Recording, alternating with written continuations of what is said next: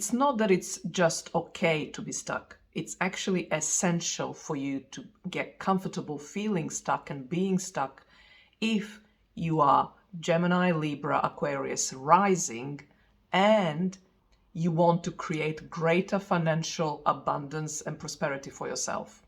So let's unpack this. As I mentioned in my previous videos, 8th house in one's chart is the house that tells us how we are meant to be making loads of money. Not just like, to have a income going and it's kind of, comfortable, but also be, slow and steady, but eventually plateaus, and that eventually keeps us unhappy ultimately, if maybe safe and stable. So if we want to break out of that limitation, and as a air rising sign, I think that is something that's attractive to you. But in order to really do that properly, you have to face the earth element, because that element is in your 8th house, which means that the transformation you undergo in order to create that wealth for yourself, and also the kind of transformation you can provide for others, is earth-like, as in earth element-like. And earth as an element is very different to you as an air rising sign. So just to name the few differences, earth is dense and heavy. You are loose and light. Earth element is a grounding force. You are unbound. You are free. But earth, as I'm going to explain in a moment, is not free. So what I want to start with is give you the transformation model for you, for Gemini, Libra, and Aquarius rising. Transformation model that you can provide to your clients and then charge good money for it, right? So write this down, because you do want to remember this and have it as a reminder, because it's not going to be an easy reminder. You're really going to have to lean into this and get comfortable with this. I offer slow, structural transformation that moves from stability to stability. Now, this is the stuck piece. Why it's essential that you get comfortable with stuckness. And I use the terminology stability to stability because that's so important. It's almost like nonsensical, but bear with me. So when we have earth as an element in the house of big money making, the wealth house, the house of wealth, right? We look to the element itself to understand what kind of transformation is available to it, basically. So earth and everything earthy in nature is first and foremost incredibly slow, like millennia, but also years, or seasons. In all the ways that earth changes, or the earth element changes, in every instance there is a continuation of a structure that supports the change, so that disintegration can happen. And it's not about the safety that we talk about in the world of personal development of ego kind. It's a safety in the sense that it's bad, right? So it's like, ego keeps wanting safety, so we need to step out of our safety comfort zone, and that's all fine. But when you have an earth 8th house, actually those rules don't apply anymore. Safety is very much essential. It provides the structure so that what needs to be maintained and moved through, the thread that will feed the future version, the changed form, right, needs to be maintained so it's not lost or wasted. A great example of this is chrysalis. It needs the container. It needs a stability form so that everything that needs to dissolve and needs to die and reborn and use itself, recycle, gets recycled, and whatever happens inside the chrysalis, right? For all of that, we need a container. We need the stability. So that is what I mean, and it's because I want you to, being the air rising sign, I want you to really start leaning into this sensation of the change is not in my air style of oh, it's just one day this and the next day I can easily do it, or it's just about mental arithmetics, gymnastics, let's say. and I'll change. And yes, that can work, but if you have an 8th house in the air sign, air element. So for this is the irony and the difficulty of the wealth, really, that it's asking very non-native skills to us to be employed, and therefore, build the wealth. So back to stuckness, we can say that this to be a butterfly to be, right, is stuck inside a chrysalis. It literally is stuck inside a chrysalis. So the sense of stuckness, and I'll explain further, like I say later on, is essential to the metamorphosis, to the transformation. And the final piece, before I go into the specifics, depending on which earth sign is in your 8th house, I want to just throw the last truth bomb at you, which is death of freedom. I mean, imagine that. Horror, right? I hear you. However, it's essential. With earth element, there isn't as much room for error, or it will take a lot of time to correct errors. So the transformation takes a lot of time, but then if there are errors, you have to then spend some more time. So that's why it's so essential to, when you are in your 8th house where you have earth, and you have earth if you're any of these air rising signs, right? You have to be careful about every step. So let me just unpack a little bit further this death of freedom piece so that you are clear and understand what I mean by it. It's just reality, basically. It's the price of gravity, essentially. Because the 8th house transformation is very tangible and measurable, we want to commit to it fully for all the reasons I just talked about, for all the carefulness, because once it's set, and it's going to be, very hard and difficult and to unset it, right? All that means, like, you're committed to this one thing or this thing. It could be a few things, but it's like, you have no freedom anymore to be other things and do other things, because it requires your physical presence and attention so completely that you are unfree in that sense. Now, this is a choice. This is not like you're not a victim in all of this, but the concept that has to be really made, like, it has to be hitting home and landing in your body system, in your nervous system, I suppose, because there is that nervousness. I mean, it's like a classic comitophobe kind of thing, which I know the air signs are stereotypically known for. Because of that, like, there's no sense of freedom, even though that's a state of mind, really. It can be in all these limits and all these constrained settings, because you're building something, because you chose to do something and not something else. So you're not really unfree, but you see what I mean? You're kind of like, all the options are not an option anymore. So before I go into the specifics, if you have a Taurus, Virgo, Capricorn in your 8th house, I just want to touch on the kind of general business aspect of this, business layer, in the sense of what kind of businesses, generally speaking, these could be, like, so you're running a business based on your 8th house, because it's the business that you want to make lots of money with, right? And then I want to touch on what kind of clients you want to have. So the businesses really are the ones that need that stability from stability to stability. So these are typically like corporations. They obviously can be, but it's that there is a lot of structure that needs to be shifted and moved. So this could be something that has been a change that has been way overdue. So there is a lot to be unpacked and dissected and cut out and removed, but you want to be very architectural and like a statistician,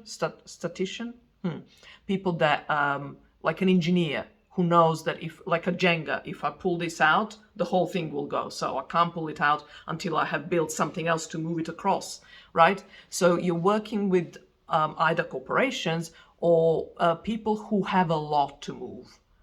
And because they have built a lot, and a lot is there are a lot of interdependencies. So I could be one of your clients because I'm changing my life at the age that I am.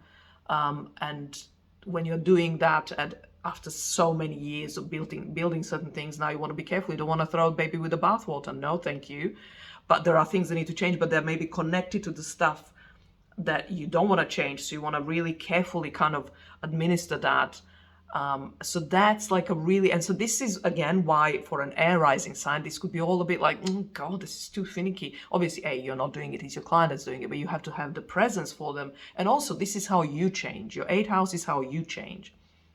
So you would have had that experience, or if not, then you're not ready really to walk someone through that process, because you have to have lived it yourself to know. And so your clients by nature will be patient people, because they have already built a lot, and they're invested, like they know, because they have built that something that now needs to be dismantled. They know what it takes to build, which means patience, stamina, steady hand, also vision, right? Because you're building towards something, and all that comes with a kind of slow, painstaking sometimes process of building. So now they have to apply all of that attitude and skill to unbuild, and this is where you help them. So if you want to be building the business that it's and for yourself greater financial prosperity and abundance, then you need to be getting sticky and stuck with these people, and understand that stuckness is actually important. Stuckness in the sense of they want to go from one stuckness to another stuckness, and the process is like the chrysalis. It's a lot of it's messy, and but it's being held, because the transition need to be very precise. So for Libra risings, you have Taurus in your 8th house. So let me talk about that. Basically, the way I do this for each sign, I offer you 3 options, like kind of the offering, like you could have these as offerings. Like what is the path of transformation, and what is the work that you'll be doing for your client, and how will they be transforming. So I'll give you for each, give you 3 options. So for Taurus in the 8th house, for you Libra risings, my 3 suggestions for your business offers, potential business offers, are tangible, endurance, and bounty. So tangible offers transformation from infinite potential to tangible worth. This is ultimately what Earth does as an element. It brings things into form. So here in this offer, you are working with the death of potential. Your client is having to face the death of the potential of an idea. So then you need to move them from an idea, from a concept, from this perfection, like a blueprint. It's just the most beautiful thing. Like it's just so perfect. They have rather, envisioned something, and in that state of non-form as just an idea, it's wonderful. So the problem generally, as we all know, I'm sure, regardless of the sign, how hard it is to commit something to form, because we know the moment we do this, it will be nothing like how we imagined it, or at least not enough. And it will be full of imperfections. But the perfection isn't the perfection of the vision, it's the perfection of the form. The material becomes the worth. My second suggestion, endurance, offers transformation from volatility to stability. And this is where Taurian stereotypical bad trait, stubbornness, is actually its saving grace. And so this is where the stubborn refusal to be displaced, so that they think that I'm building. So what you're doing here with a client, you are encouraging them to be stubborn, because that's how they're gonna wield power. It's about stubbornness, like, no, I'm sticking with this, even though things seem to be like standing in my way or wanting to derail me or something, that whether life or or their own ways of thinking and being, right? So you're actually coaching them into stubbornness, in the sense of being like sticking with what they're doing and what they're creating. And my last suggestion, bounty, offers transformation from scarcity to abundance. This is where you're working with a client who needs slow recovery from scarcity mindset, and maybe actual real life situations where they were like stripped of material and safety supports.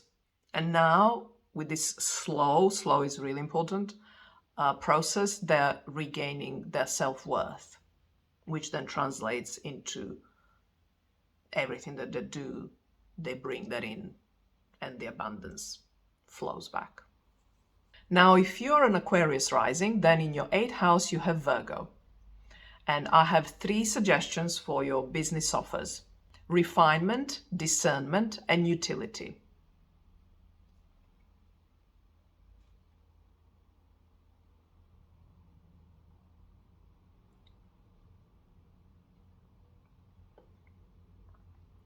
Refinement offers transformation from imperfection to perfection. Now, bear with me, this is not as toxic as it may sound, because the perfection is obviously unattainable. However, it is actually here. And it isn't about the end result, it is about the process of perfecting something. There are people out there who will thrive, and there are ways of having businesses as well that will thrive on perfecting something. So the end result is as perfect as anything can be, but it's that they're working on something that it's tweaking and amending and looking for flaws and then correcting, and that is perfection. That process is perfect. My second suggestion, discernment, offers transformation from chaos to order. This is where your business will actually use analytical skills, your mental analytical skills. So it's looking at the chaos and using discernment to decide what is good, what is useful, what we need, or what can be discarded. And my third suggestion, utility, offers transformation from wasted energy to optimized function. This is essentially service through boundaries. It's about identifying waste and then optimizing it. And you optimize it by deciding where the boundaries need to be so the waste doesn't stand in the way of optimization. Now, this sounds very kind of, I don't know, like as if I'm some sort of a nuclear power station. But yeah, that could also definitely be the business. But I mean, just obviously symbolically speaking as well, right? So in terms of like a one-to-one work with a client, you could be like a diagnostician. You are assessing them for where there is leakage, where they're wasting energy, and then you teach them, or you get them to decide, or you work together on finding the best boundaries to then best optimize whatever it is that they're doing themselves, if it's about their art or any kind of different work, that too, right? Now, if you have Gemini rising, then you have Capricorn in the 8th house. And my 3 suggestions for your business offerings are mastery, fortitude, and legacy.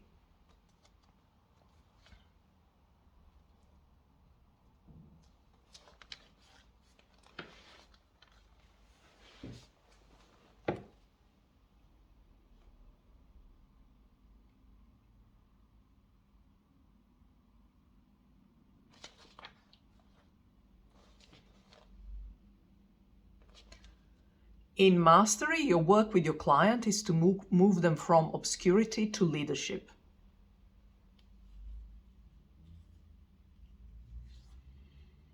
This is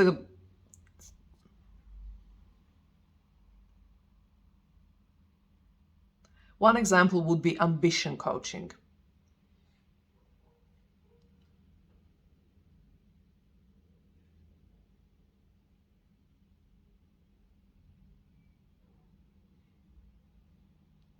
So this, again, I mentioned earlier, is could be corporate work, since that's kind of traditionally where coaching started. And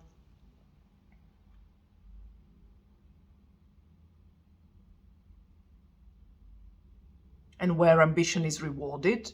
But remember that from stability to stability, it's a